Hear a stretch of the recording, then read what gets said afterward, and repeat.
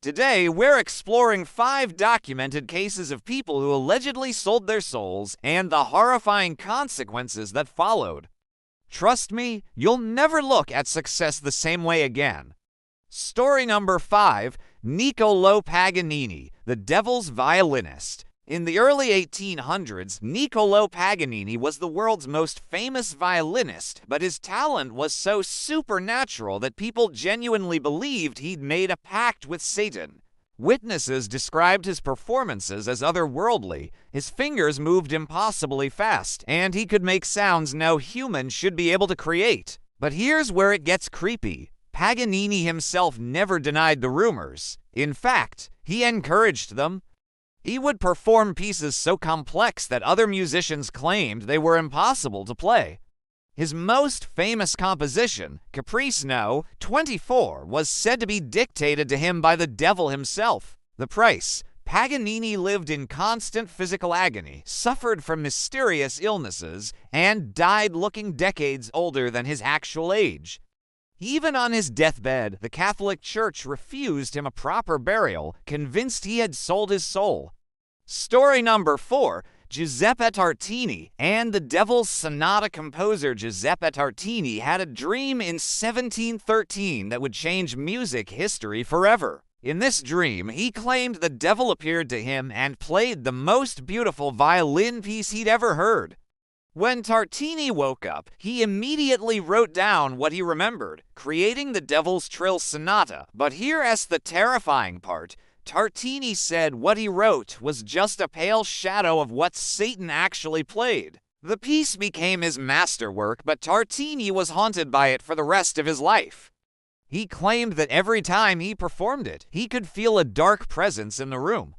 Musicians who have attempted to master the piece report strange occurrences, instruments breaking mid-performance, unexplained cold spots, and an overwhelming sense of dread. Some say the full version of the sonata, as played by the devil, is too powerful for human ears.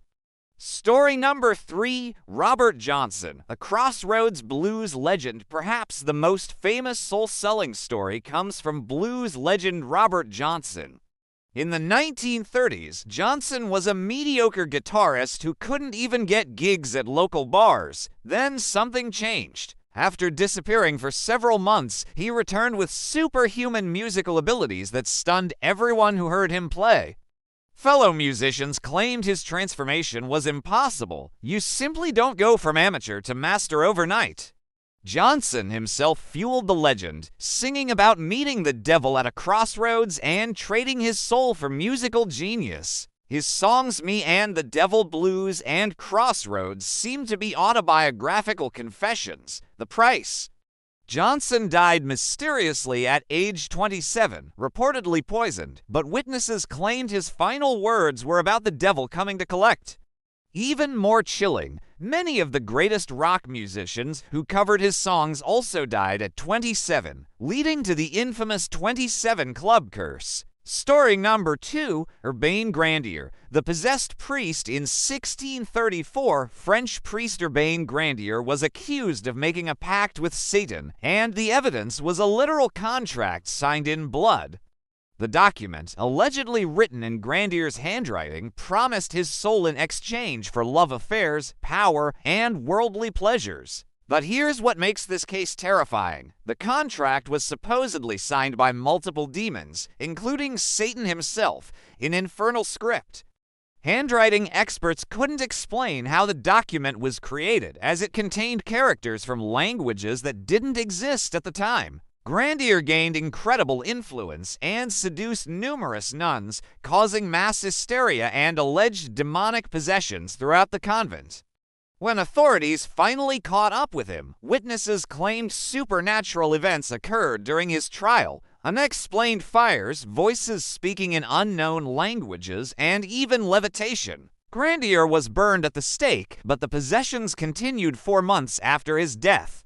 Story number 1, Johann Georg Faust, the original deal with the devil. The man who inspired every deal with the devil story in literature was real, and his story is more terrifying than any fiction. Dr. Johann Georg Faust was a 16th century scholar who claimed to have summoned the demon Mephistopheles and traded his soul for unlimited knowledge and magical powers.